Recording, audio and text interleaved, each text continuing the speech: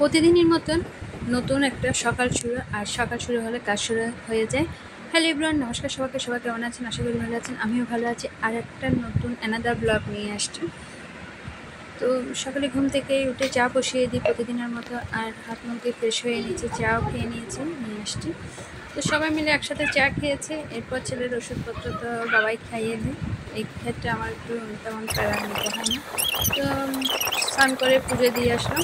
এসে দেখে আজকে ওর বাবা মুরগিটা কেটে নিয়েছে, কেটে সে সব কিছু পরিষ্কার করে বসিয়ে দিয়েছে, কারণ আজকে সেও বের হবে আর আমিও আমার একটু কাজে যাব।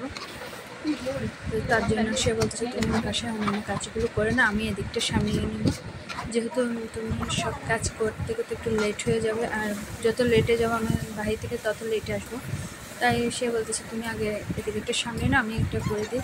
আর আজ তেমন কিছু করবো না, ভাত আর মুরগি রোস্ট করবে, আর ডাল করবে। আর ছেলে মেয়েরা ওরা একটু মুরগির ঝোল আলু দিয়ে তেমন একটা খেতেও চায় না, শুধু উপর থেকে মুরগির মাংসটা খায়, সেজন্য আর বাড়তি কিছু করবো না। কিন্তু এইভাবে একটু মুরগির মাংসটা ভুনা ভুনা করে রোস্ট আকারে করলে ওরা পছন্দ করে, তাই ওদের জন্য আমি এভাবেই রান্না করতে বলি।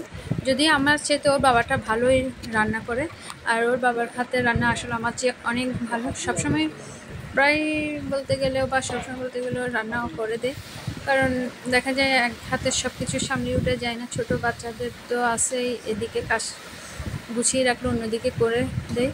তো সেজন্য প্রায় সময় সে আমাকে হেল্প করে ঘরের কাজে।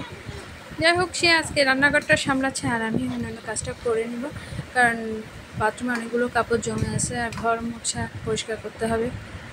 তো আমি এর দিকটা সামনে উঠতে সে ভাত আর ডালও রান্না করে ফেলছে, মাংসটাও কষিয়ে বসিয়ে দিয়েছে। আর ওকে আমি বলতেছিলাম তুমি গিয়ে স্নানটা করে নাও, তাহলে সব কিছু একসাথে হয়ে গিয়েছে, যেহেতু একসাথে ভাত খেয়ে ফেলবো। তো যাই হোক, সে ওদিকেটা সামলাতে আমি এদিকেটা গুছিয়ে নিয়েছি। আর সেই দেখে ও সব কিছু একদম মুছে টুচু পরিষ্কার করে রাখছে, রান্নাঘরটা দেখে ভালো লাগতেছে।